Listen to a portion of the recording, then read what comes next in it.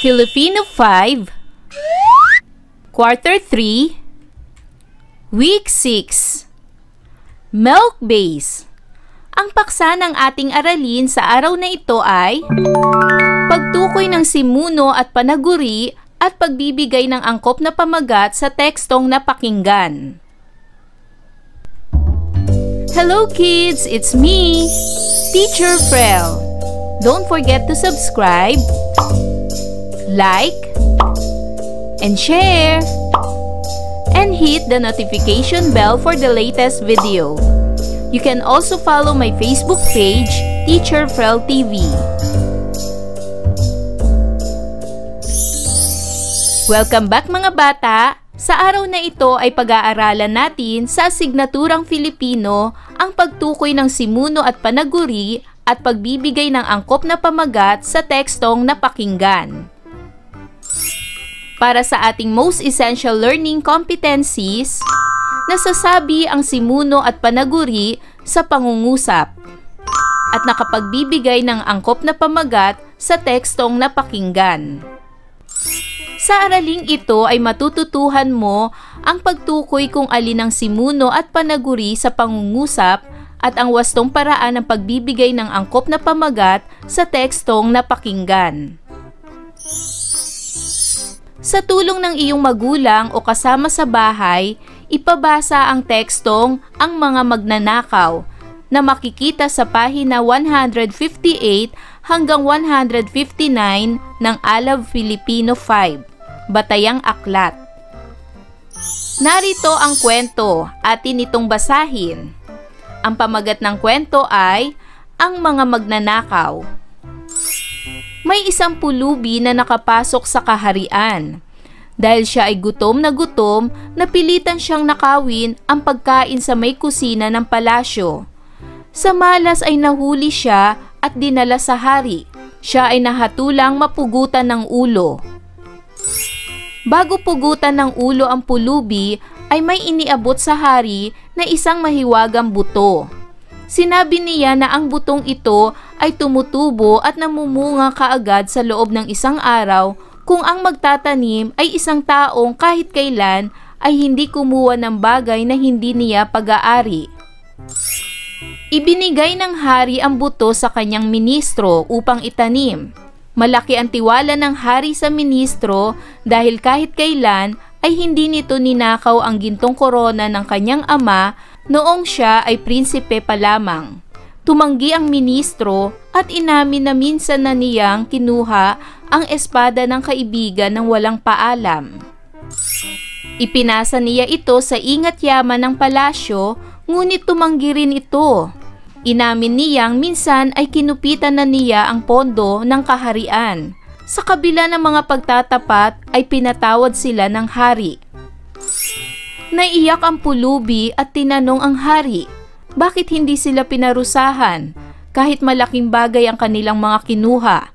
Pagkain lang naman ang aking ninanakaw, ngunit pupugutan na agad ako ng ulo? Hindi nakakibo ang hari at hindi na rin ito itutuloy ang pagpugot ng ulo ng pulubi. Dahil sa katapangang ipinamalas ng bawat isa, sila ay napatawad ng hari sa kanilang kasalanang nagawa. Sa iyong palagay, angkop ba ang pamagat sa tekstong napakinggan? Sa pagbibigay ng pamagat ng isang talata, kailangan alamin mo muna ang paksang diwa o paksang pangungusap nito. Ang mga ito ay nagbibigay ng ideya sa pagpili ng pamagat. Ang pangunahing diwa ang pinakabuod ng mga pangyayari sa talata o kwento. Ang paksang pangungusap ang pinagtutuunan ng mga detalye upang mabuo ang pangunahing diwa ng talata o kwento. Angkop ba ang pamagat na Ang Mga Magnanakaw sa paksang diwa ng kwento? May naiisip ka bang iba pang naaangkop na pamagat para sa teksto? Sa aking palagay ay angkop ang pamagat na Ang Mga Magnanakaw dahil hindi lamang ang pulubi ang magnanakaw sa kwento. Isa rin sa mga nagnakaw ang ingat yaman at ang ministro. Pansinin ang paraan ng pagkakasulat ng pamagat. kailangang simulan sa malaking titik ang mahahalagang salita sa pamagat. Ginagamit ang malaking titik sa mahahalagang salita sa pamagat ng talata o kwento. Mahalagang tandaan na sa pagbibigay ng pamagat, mabuting gawin itong maikli at nakakatawag ng pansin. Ito ay kalimitang humihikayat sa mambabasa na ituloy ang pagbabasa sa akda. Noong nabasa mo ang pamagat ng kwento, may mga katanungan ba agad na pumasok sa iyong isipan? Bakit kailangan ang masusing pag-iisip sa pagbibigay ng hatol sa kapwa? Naranasan mo na bang maparusahan dahil sa kasalanang hindi mo naman ginawa o sinadya? Ano ang iyong naramdaman? Paano naman makabubuo ng pangungusap na may simuno at panaguri? Sa pagtukoy ng simuno at panaguri, alamin mo muna kung alin ang pinag-uusapan at ang nagsasabi o naglalarawan ng tungkol sa pinag-uusapan. Ang pangungusap ay salita o grupo ng mga salita na may buong diwa. Ito ay may dalawang bahagi, ang simuno at panaguri. Ang simuno ang paksa o pinag-uusapan sa pangungusap. Ang panaguri naman ang nagsasabi o naglalarawan ng tungkol sa simuno. Pansinin ang halimbawa. Una, ang pulubi ay nagnakaw ng pagkain. Ang salitang pulubi ay isang pangalan kaya ito ay simuno. At ang salitang nagnakaw ay isang pandiwa kaya ito ay panaguri. Pangalawa, ang pulubi ay pupugutan ng ulo. Muli, ang pulubi ay ang siyang simuno. Ang salitang pupugutan naman ay isang panaguri. Ito ang salitang naglalarawan sa simuno. Pangatlo, pinatawad ng hari ang pulubi. Ang unang salita ng pangungusap na salitang pinatawad ay isang panaguri. At ang salitang pulubi ay ang siyang simuno. Sa pagkakataong ito, ang simuno ay nasa hulihan ng pangungusap at ang panaguri naman ay nasa unahan ng pangungusap. Pansinin na isang salita lamang ang may salungguhit sa bawat simuno at panaguri. Mahalagang tandaan na sa pagtukoy ng simuno at panaguri ay mayroong pinakasimuno at pinakapanaguri, gaya ng mga salita sa pangungusap na may isa lamang salungguhit. Subalit kung ang hinihingi ay buong simuno at buong panaguri, ay isasama ang ibang mga salita tulad ng ay, ang mga at iba pa.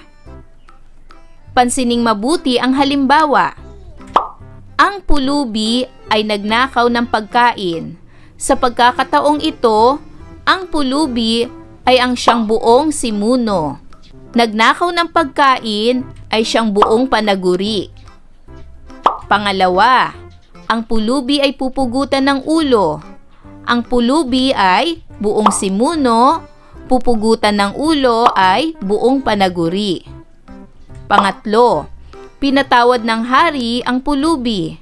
Pinatawad ng hari ay ang siyang buong panaguri. Ang pulubi ay ang siyang buong simuno. Pansinin din na maaaring magkapalit ng pwesto ang simuno at panaguri, gaya ng nasa bilang 3. Kalimitan sa simuno ay pangalan, samantalang ang panaguri ay sa pandiwa nagsisimula. Subukan natin kung nauunawaan mo ang mga pagtatalakay na nabasa mo sa panimula sa pamamagitan ng pagsasagot sa mga sumusunod na gawain. Pagsasanay bilang 1. Tukuyin kung ang salitang may salungguhit ay simuno o panaguri sa bawat pangungusap. Isulat ang S kung simuno at P naman kung panaguri. Unang bilang, maraming tao ang naparusahan ng hari. Ang salitang nakasalungguhit ay tao. Ito ba ay simuno o panaguri? Tama, ito ay simuno. Pangalawa, ibinigay ng pulubi ang buto sa hari. Ang salitang nakasalungguhit ay buto. Ito ba ay simuno o panaguri? Tama, ito ay simuno. Pangatlo, nagutom ang pulubi at nagnakaw ng mga pagkain. Ang salitang nakasalungguhit ay nagutom. Ito ba ay simuno o panaguri?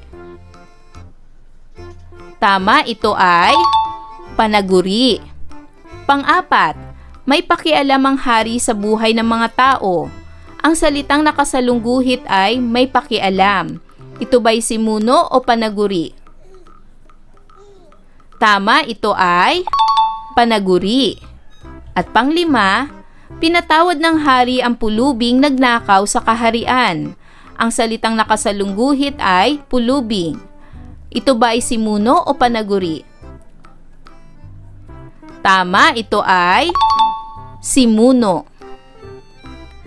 Para naman sa pagsasanay bilang dalawa, sa tulong ng iyong magulang o kasama sa bahay, ipabasa ang teksto sa bawat bilang. Piliin sa kahon ang angkop na pamagat. Para sa unang bilang, masaya ang araw ni Frana. Pumunta sila sa gingerbread house. Maraming maaaring gawin doon. Naglaro sila ng kanyang kapatid sa slide at duyan.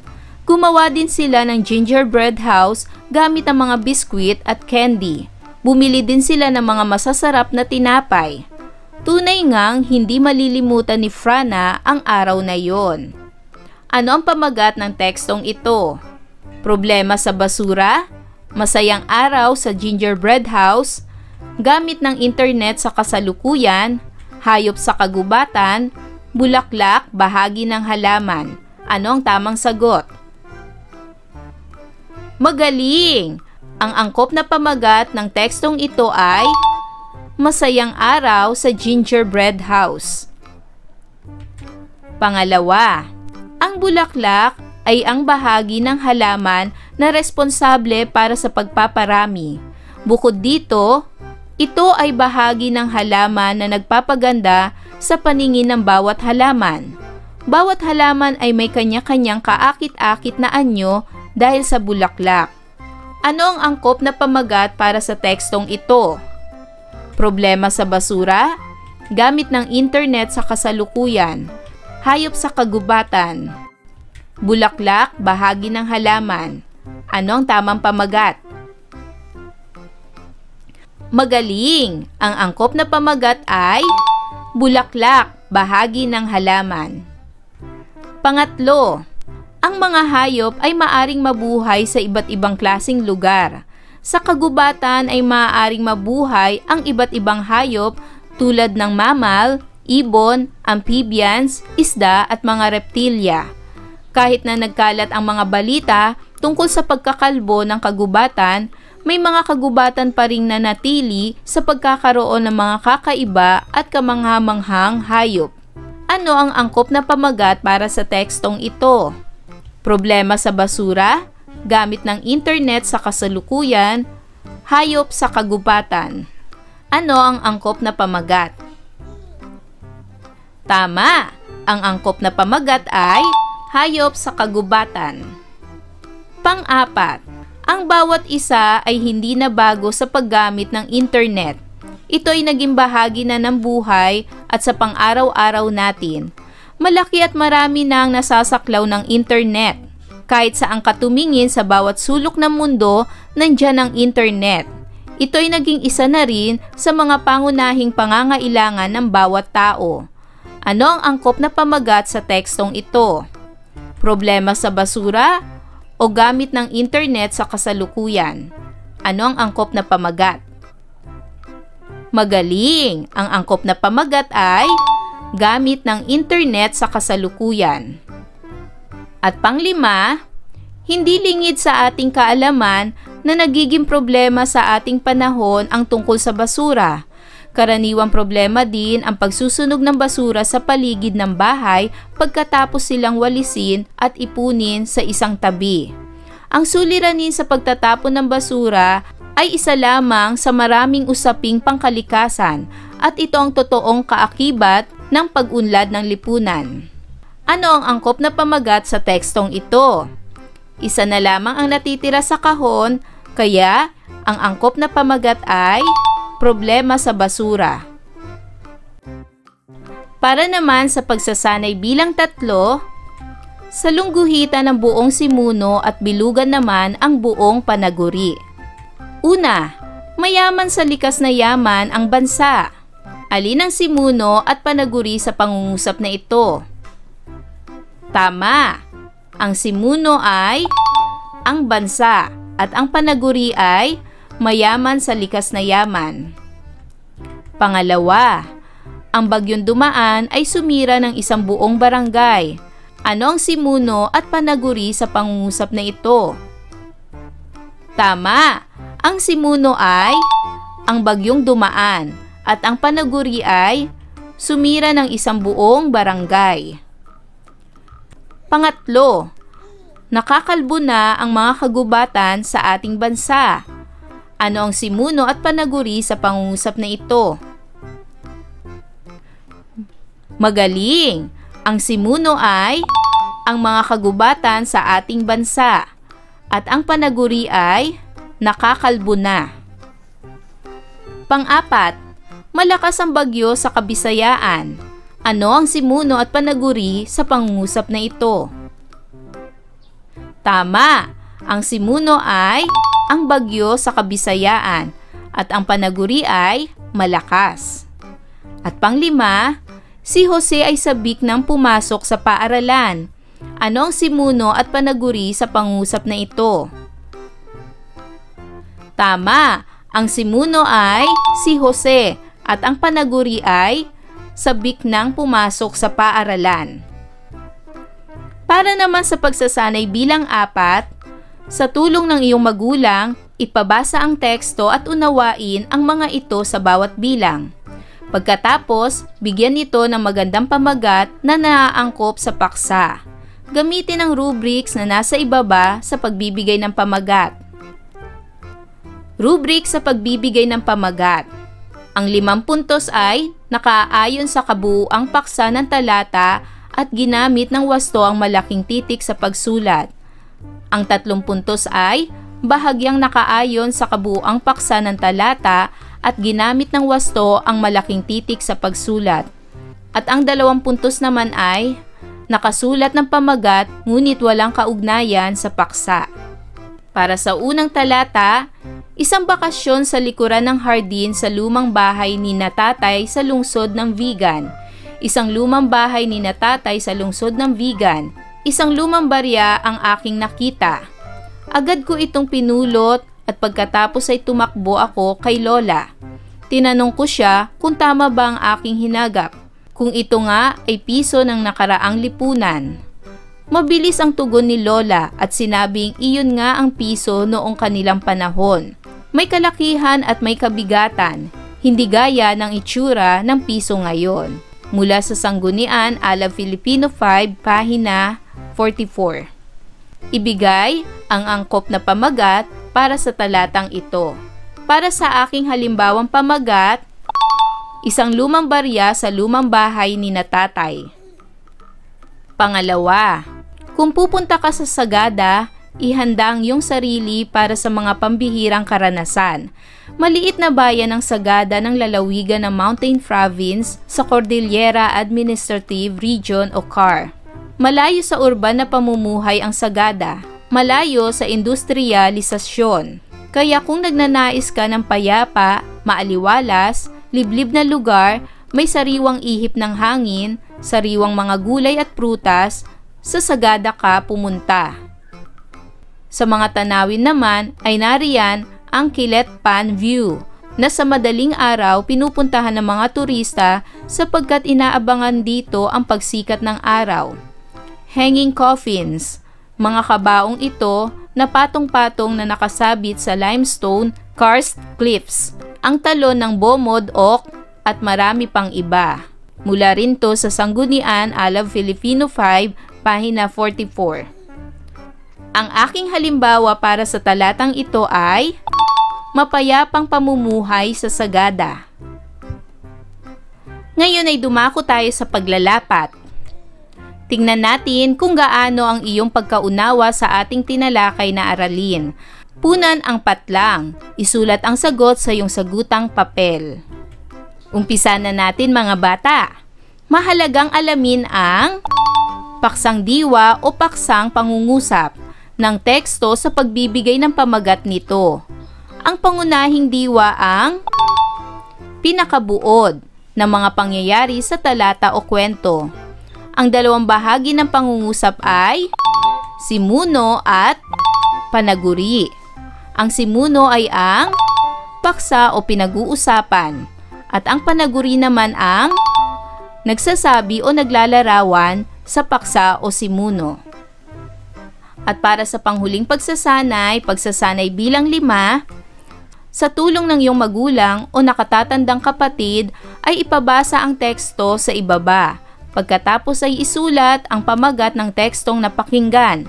Pagkatapos ay kopyahin ang teksto at tukuyin ang simuno at panaguri. Sa lungguhitan, ang simuno at bilugan naman ang panaguri.